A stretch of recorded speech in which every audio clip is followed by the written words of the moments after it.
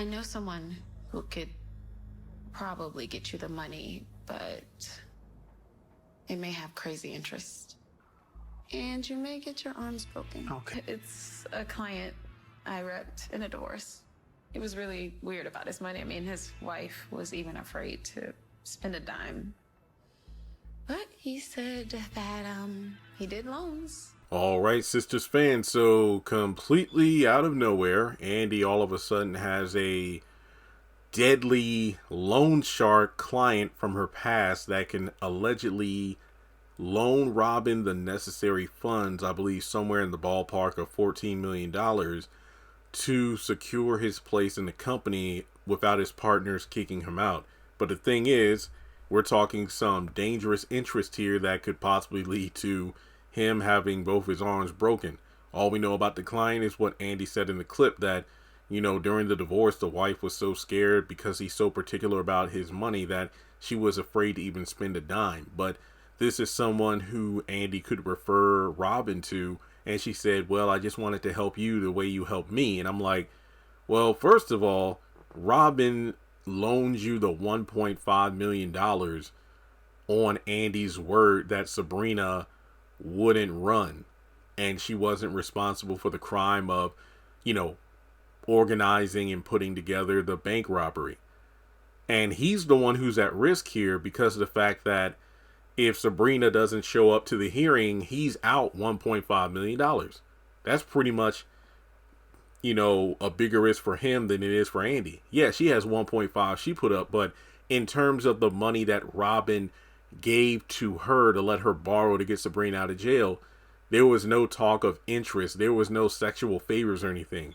But Andi, on the other hand, it's like, well, I have a way to help you financially, but you could probably end up killed if it doesn't work out the way, you know, you hoped it would. And it's kind of like, damn. There are women who applaud Andi because of the way she's able to work these men over, but it just makes me look at her like, I don't even like you like that in terms of how you treat people.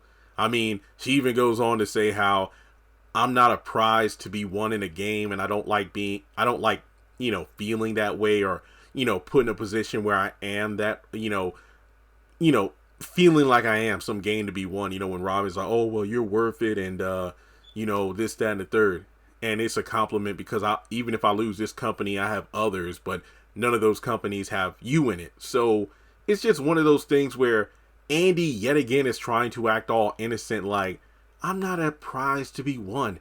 Yes, you are. You literally have these men going back and forth like, you know, if Gary is acting, you know, wrong, you'll hop in bed with someone else. And to Gary, you are a prize. He doesn't like to lose. He'll either try to snuff out the competition or he'll buy you whatever it takes in order to get you back. You are a prize. Stop acting innocent. Stop acting like you have morals. You don't. But yeah, in terms of this mystery client, at first, when she mentioned I, you know, had a former client, I'm thinking, oh, she might be using the guise of client to disguise who Madam really is. But then she goes on to say, I mean, you know, the whole broken arms thing. I'm like, yeah, that sounds like Madam. But she goes on to say that it's a he. So I'm like, okay, damn. We talking like Malone's here or something? What's going on? But regardless, this must be a very powerful person to be able to potentially loan Robin $14 million.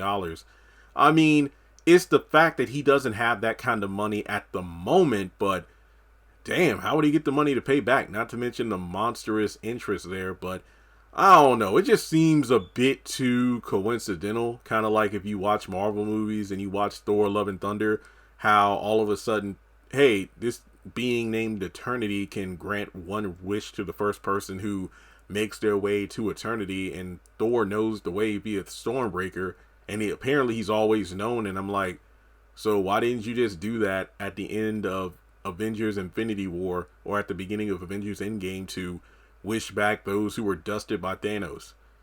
You see what I mean? Where these random plot points are just thrown into the story in order to help the plot move forward when it really makes no sense as to, okay, Andi, why didn't you borrow the money from this person? Or why didn't you borrow the money from Gary as opposed to, you know, trying to get it from Robin?